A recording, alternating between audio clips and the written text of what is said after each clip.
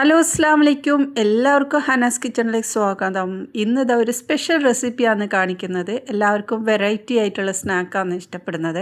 അപ്പോൾ ഒരുപാട് ആൾക്കാർ ഇതിനെക്കുറിച്ച് സ്പെഷ്യലായിട്ട് വെറൈറ്റി ആയിട്ടുള്ള സ്നാക്ക് എന്തെങ്കിലും ഉണ്ടാകുന്നുള്ളത് കമൻസിലൂടെയും പേഴ്സണലും ആയിട്ട് വരലുണ്ട്. അപ്പോൾ അങ്ങനെ ഉണ്ടാക്കിയെടുത്തതാണ്.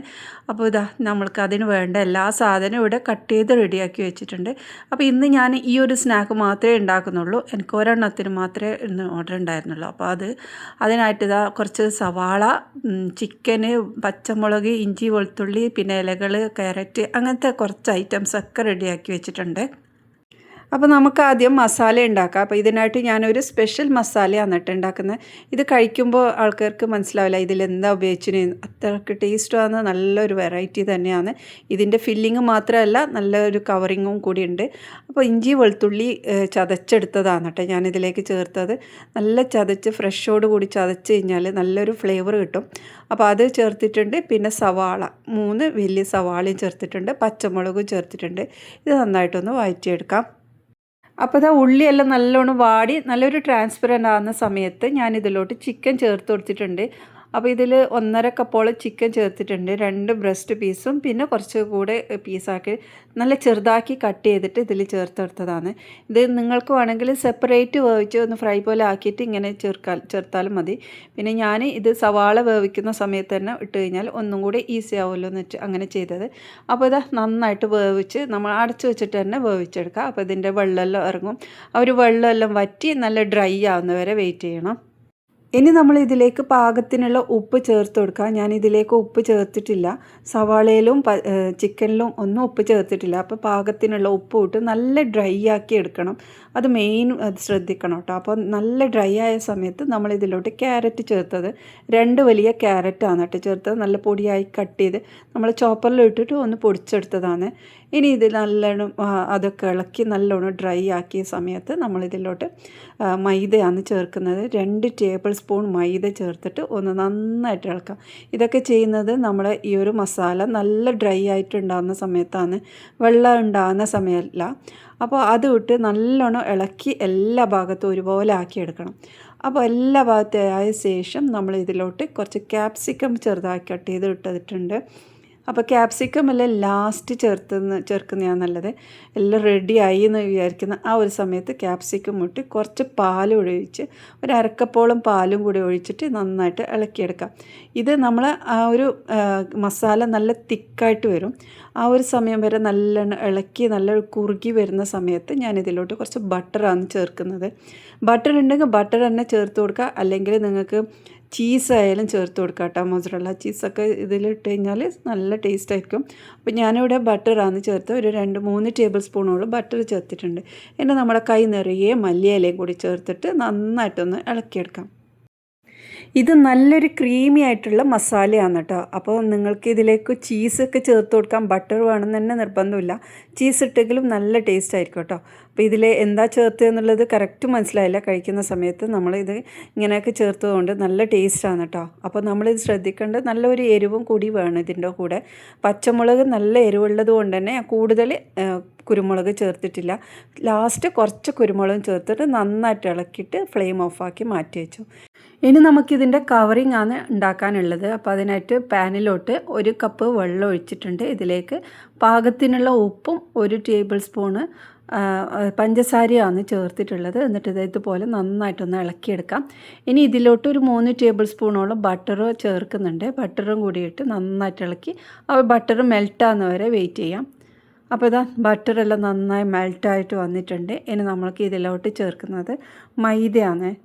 അപ്പോൾ മൈദ ചേർക്കുന്നതിന് മുമ്പ് നമ്മളൊന്ന് ഉപ്പെല്ലാം ചെക്ക് ചെയ്യുക. അപ്പോൾ കുറച്ച് ഉപ്പ് കുറവായി തോന്നിയത് കൊണ്ട് തന്നെ കുറച്ച് ഉപ്പ് ഇട്ട് നന്നായിട്ട് ഇളക്കിയെടുക്കാം. അപ്പോൾ നമ്മൾ 1 ടേബിൾ സ്പൂണിൻ്റെ അടുത്തായിട്ട് ഞാൻ ഇതിലേക്ക് പഞ്ചസാര ചേർത്തിട്ടുണ്ട്. അപ്പോൾ അത് ബാലൻസ് ആയിട്ട് നിൽക്കണം കേട്ടോ.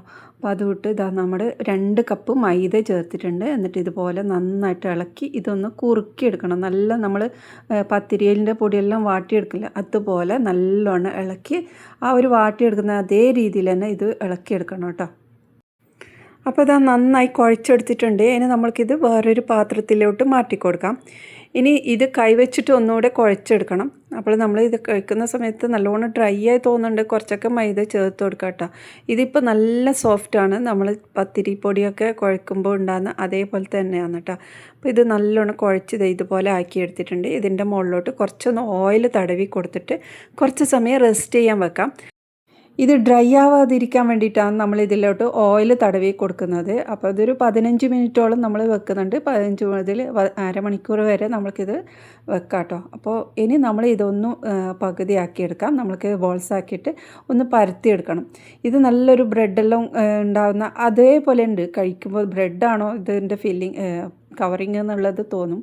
അപ്പോൾ അതാ നമ്മൾ ഒന്നുകൂടെ കുഴച്ചെടുത്തിട്ട് പരത്തിയെടുക്കുന്നതാണ് കേട്ടോ, നല്ല സോഫ്റ്റ് വരാൻ വേണ്ടിയിട്ട്.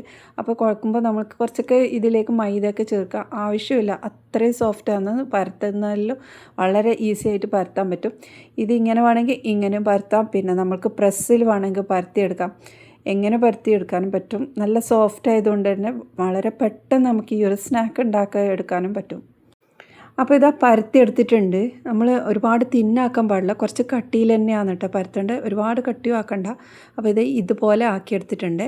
ഇനിതാ നമ്മുടെ മസാല ഇവിടെ റെഡി ആയിട്ടുണ്ട്. ഇനി നമ്മൾ ഇതൊന്ന് കട്ട് ചെയ്തെടുക്കുക. അപ്പോൾ ഒരേ ഷേപ്പിൽ ഒരേ അളവിൽ വരാൻ വേണ്ടി ഞാൻ ഇതുപോലെയുള്ള ഒരു കട്ടറാണ് കേട്ടോ യൂസ് ആക്കിയിട്ടുള്ളത്. ഇതെല്ലാം നിങ്ങൾക്ക് ഗ്ലാസ് വെച്ചിട്ട് ഒന്ന് ഷേപ്പാക്കി എടുക്കാനേ ഉള്ളൂ. ഈസിയാണ് കേട്ടോ ഇത്. ഒരുപാട് നല്ലോണം പ്രസ് ചെയ്യേണ്ട ആവശ്യമില്ല, അങ്ങനെയൊന്നുമില്ല. അപ്പോൾ ഇതാ ഇതിലോട്ട് നമ്മൾ മസാല വെച്ച് ഒന്ന് പ്രസ് ചെയ്ത് നമുക്കൊരു ഷേപ്പാക്കി എടുക്കാം. ഈ ഒരു ഷേപ്പ് ആക്കുന്നതുകൊണ്ട് തന്നെ ഇതിന് ഹാഫ് മൂൺ സ്നാക്ക് എന്നൊക്കെ പറയാറുണ്ട് കേട്ടോ. അപ്പോൾ ഇതാ ഇതുപോലെ നല്ലൊരു ഷേപ്പാക്കി എടുത്തിട്ടുണ്ട്. ഇതുപോലത്തെ അച്ചില്ലെങ്കിൽ നമ്മൾ ഗ്ലാസ് വെച്ചിട്ടോ അല്ലെങ്കിൽ കട്ടർ വെച്ചിട്ടോ ഇതുപോലെ കട്ട് ചെയ്ത് വെച്ചിട്ട് അതിലേക്കൊന്ന് ഫില്ല് ചെയ്ത് കൊടുത്താലും മതി. അപ്പോൾ എല്ലാം ഒരു സെയിലെല്ലൊക്കെ ചെയ്യുമ്പോൾ സെയിൽ ചെയ്യുന്ന സമയത്ത് നമ്മൾ ഒരു അളവിൽ ചെയ്യാൻ വേണ്ടിയിട്ട് അതൊന്ന് ശ്രദ്ധിക്കുക കേട്ടോ. അപ്പോൾ ഇതാ നമ്മൾ ഒന്നുകൂടെ ആക്കി കാണിക്കുന്നുണ്ട്. അപ്പോൾ ഇതുപോലെ എല്ലാ സ്നാക്കും റെഡിയാക്കി എടുത്തതിന് ശേഷം നമ്മളിത് ഫ്രൈ ചെയ്യുന്ന രീതിയിലും കുറച്ചും കൂടെ മാറ്റമുണ്ട് കേട്ടോ.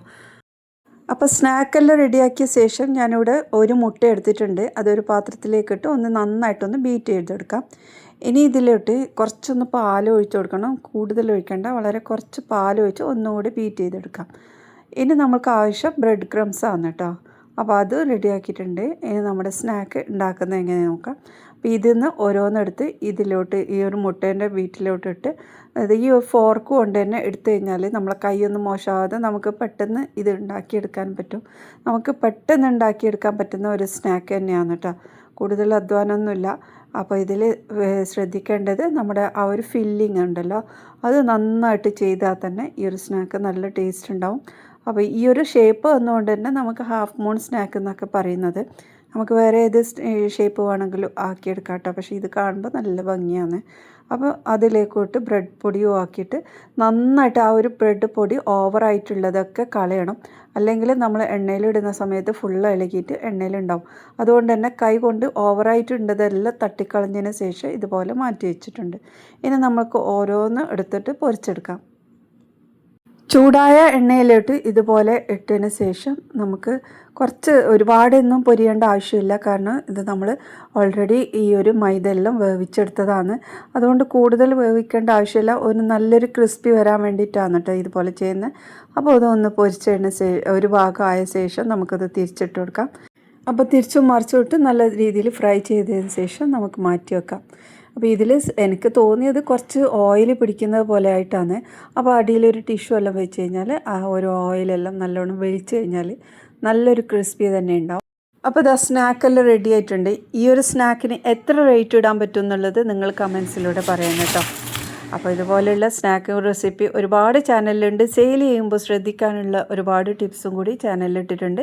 അപ്പോൾ കാണാത്തവരുണ്ട്, കണ്ടു നോക്കുക, സബ്സ്ക്രൈബ് ചെയ്ത് സപ്പോർട്ട് ചെയ്യണേ. ഇനി അടുത്ത നല്ല റെസിപ്പിയുമായി വീണ്ടും വരാം. ബായ്.